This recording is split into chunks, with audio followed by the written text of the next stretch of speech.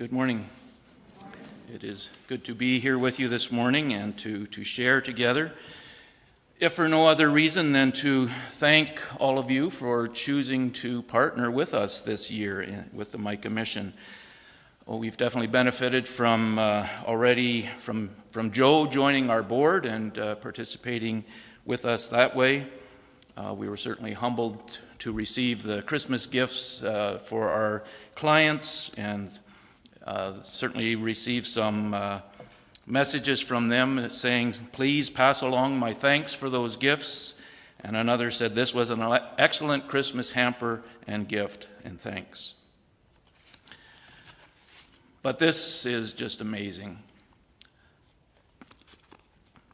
Really want to thank you for your gift to us, and I know there are plenty of places where those $10 could have gone to help others, and we're really grateful that you have chosen to share that with us, and just the amount is amazing to me as well. So thank you so much. We greatly appreciate it. It will make a significant difference in our bottom line and in the work that we are able to do, and in so many ways we're truly grateful for this partnership this year, and glad to be able to do our part in sharing with you this morning.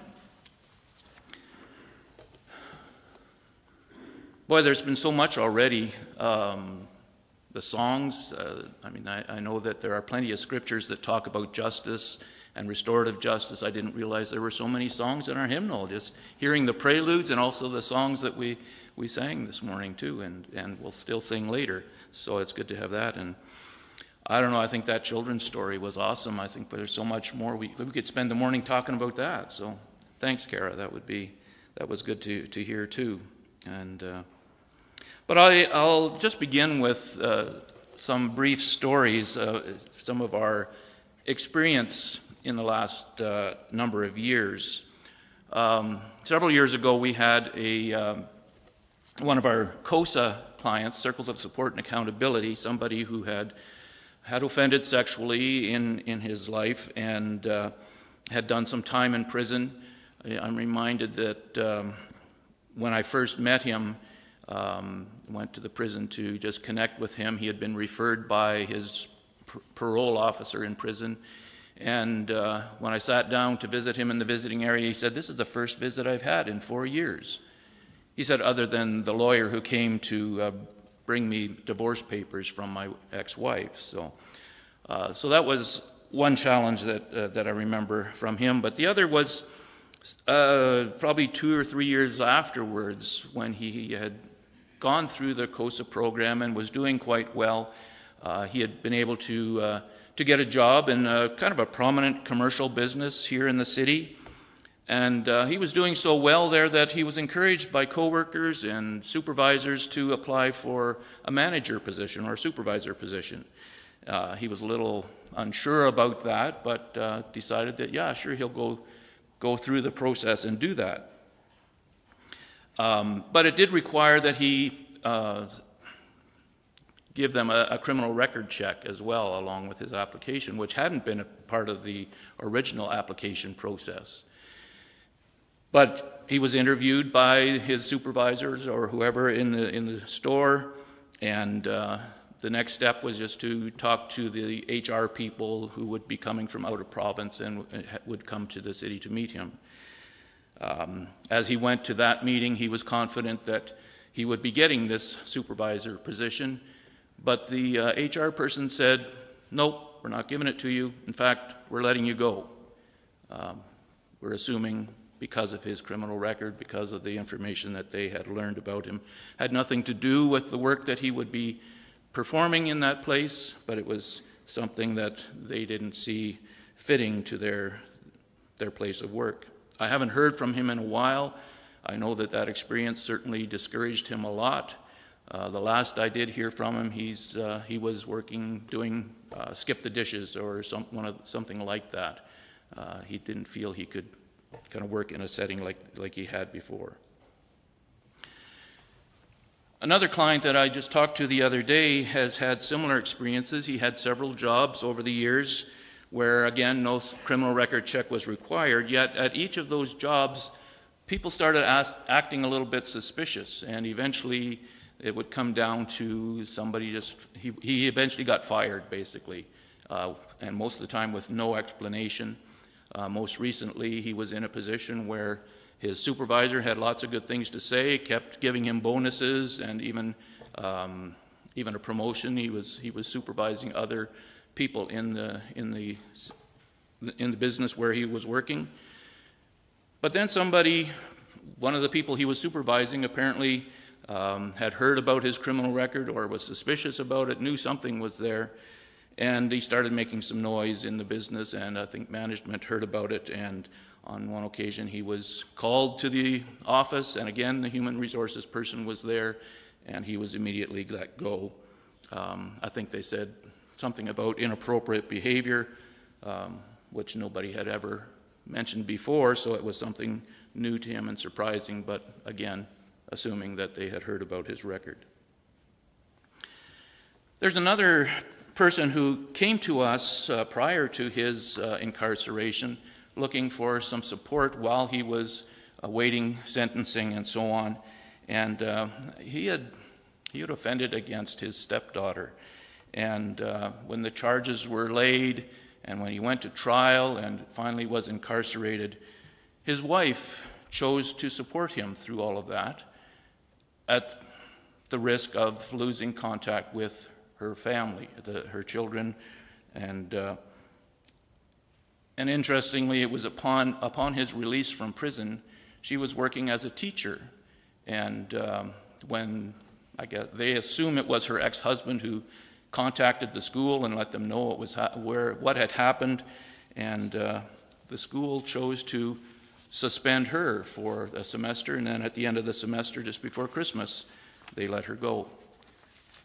And so whatever a person does, it's hard to get back into community, reintegration isn't an easy thing for people who've been incarcerated, and obviously affects their family and others as well. Even though they've done their time, too often there seem to be people who don't really want to see them turn their life around or even succeed. There are certainly those, I think, who can work under the radar and not have people find out about them. But for those people who find out, it feels like there are people who are committed. People who've committed a crime don't deserve to have a normal life, is what some people are presenting. It seems hard to forgive and to move on. But there's a fellow that I'm working with now that I had hoped to bring him along with me this morning, but he called. I could hardly understand him. He didn't have much of a voice left, so he said, "I don't think I'm going to be much help to you today," but would have liked to have him share his story as well. He's somebody that I've known for about 6 years. I first met him when I got an anonymous letter in the mail at our office at the Micah Mission. Turned out it was his mother who sent the letter, but we didn't know that for a year or so. But she just said that this person was in the prison, in the correctional center here in Saskatoon, and he could use a visit. And so we got to know each other a fair bit, and I stuck with him through his incarceration in PA at the federal prison, and now have been trying to help him with his reintegration for the last 2 years, and it's been a real struggle. We've been through a lot of stuff. He has certainly some mental illness that he struggles with. He has addictions that affect him, but yet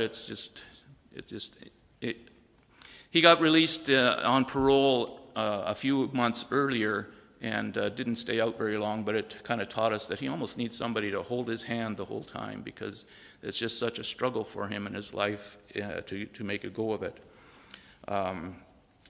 Right now, he's living in the new shelter that STC has created at the old Kingdom Hall, and he seems comfortable there. But just the other day, some of his clothing and his phone disappeared, and just all the kinds of things that can happen. So it's been a real struggle, and we tried to get him to connect with a church when he first got out. There's a church in the city, at least one anyway, that has a recovery minister.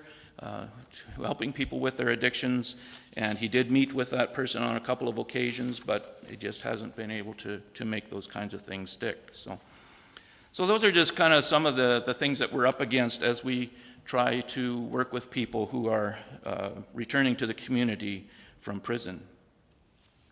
But I'd like to just focus a little bit on the focus statement that Joe created for this morning's service as part of the series that you're working through.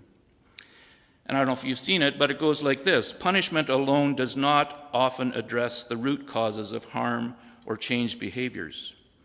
The goal of restoration is not balancing the scale, it was likely never balanced in the first place, or undoing the harm, but of taking responsibility, repairing damaged relationships, and honoring the humanity of victims and offenders alike. At a meeting this week, I heard someone say, restorative justice is not about letting people get away with bad stuff. And I thought, well, that's a good way of putting it. At Micah, we say we're tough on crime, one friendship at a time. But like Joe's focus statement, it too challenges the status quo, recognizing that you don't need to be tough on the person in order to be tough on crime. So if I could just pull out some of the points of the focus statement for this morning to begin with. The goal of restoration is not balancing the scale as if it was ever balanced in the first place. This evening, Heather Peters and I will be taking You Got Booked to an ecumenical youth group in the city. Maybe Heather has told you about this life-size game that was created by MCC to help people focus on the legal system. It's based on the Monopoly board, so it's got all the same kinds of number of squares and things, and so on. If you haven't seen it yet, maybe I know we did bring it to Heather Dreger and I took it to a youth retreat, SMYO youth retreat a couple years ago, and so some of the youth were involved in that. But the game pieces are actually characters from our community, people of color, people with a criminal past, people just out of high school or college, people of privilege. And as you go around the board, you learn how unbalanced life is and how many of our life experiences contribute to whether we end up doing time or not. It's interesting when we did it at SMYO, how some of the youth responded to that by usually the person of privilege kind of goes around the board quite easily, has no problem getting all the way around and winning the game, basically.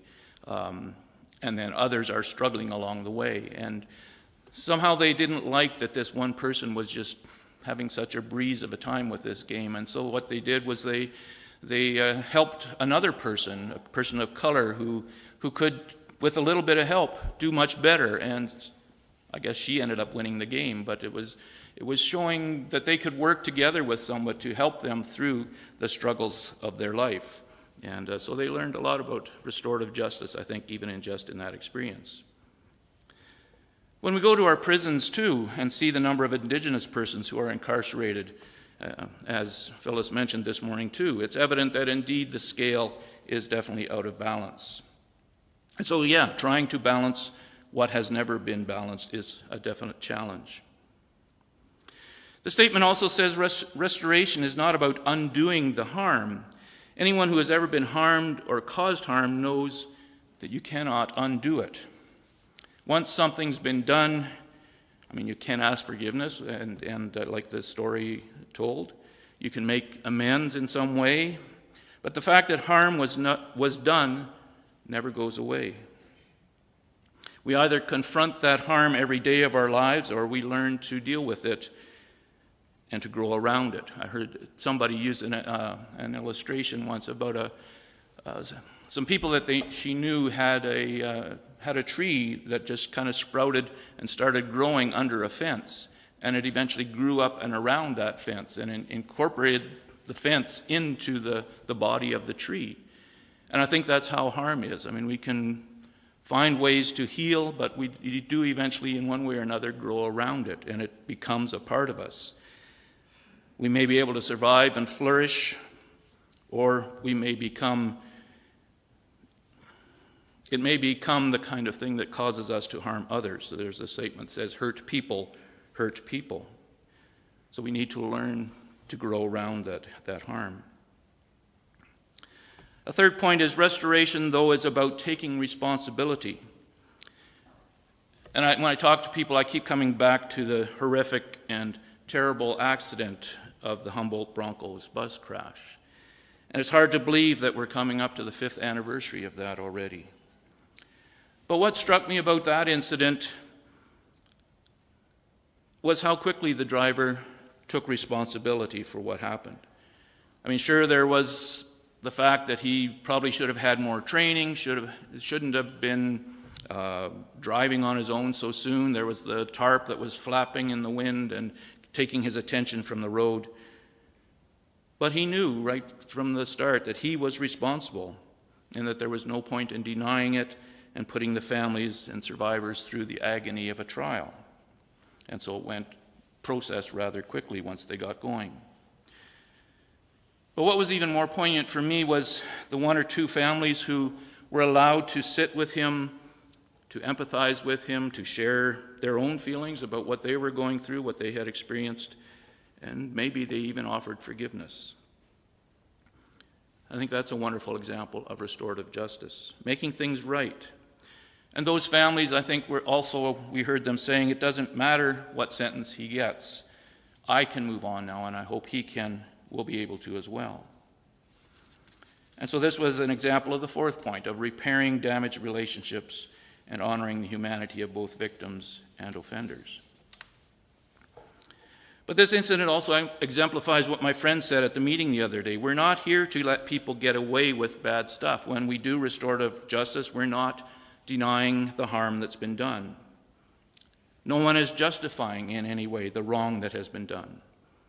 But we're trying to help everyone we can to grow and heal around the huge mistake that has caused so much pain in so many lives.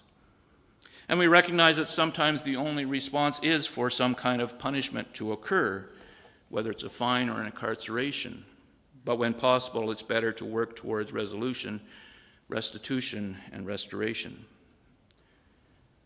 Now, I don't know what could have been done differently in the case of the Humboldt Bronco crash, but certainly the people who took that initiative to talk to the driver made it evident that maybe there was some way to deal with the situation other than having him be incarcerated and having him be deported once his incarceration was done.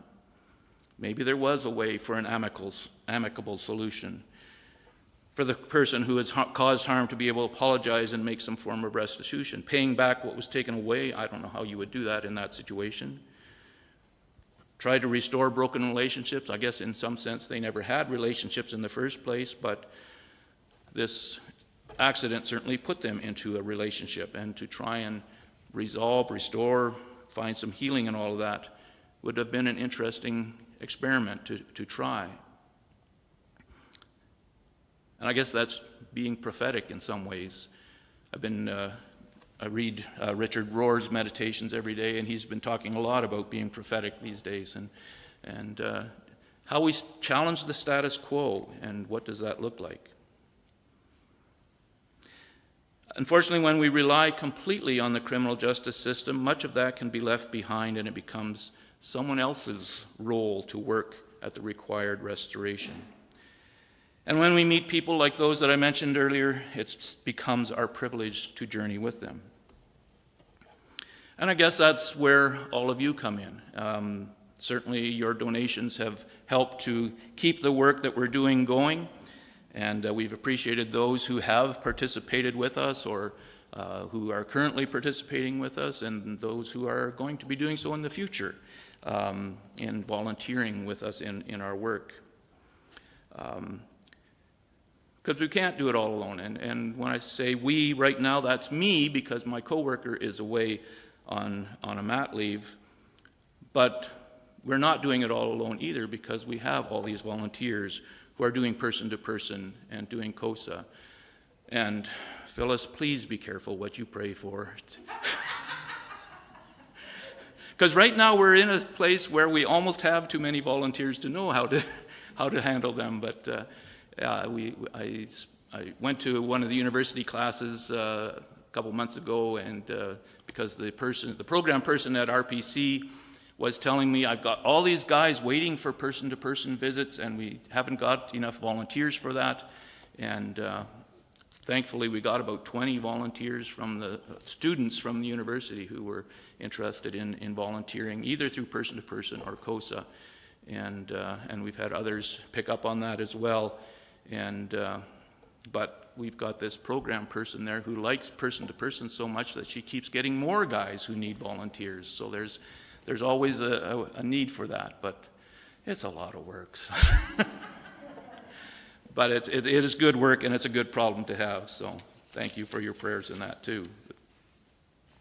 But we also, one of the challenges we have is something called a faith community reintegration project. It used to be community chaplaincy, but the government has kind of changed the terminology and the focus of it, and it's basically exactly that. We help people connect with a faith community when they're released from prison. And it sounds easy, but it's a challenge too. Like this fellow that I mentioned earlier. It's just trust issues are a big thing.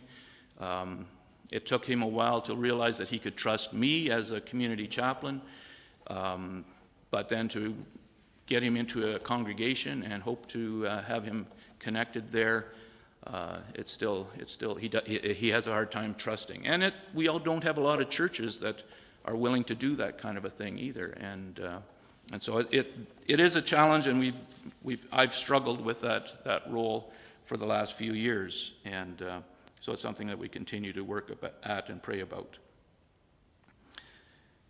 But as hopefully you're learning, it's the Micah Mission's mission to restore people to their families, their communities, and their faith communities, and through the work and the volunteering that we do.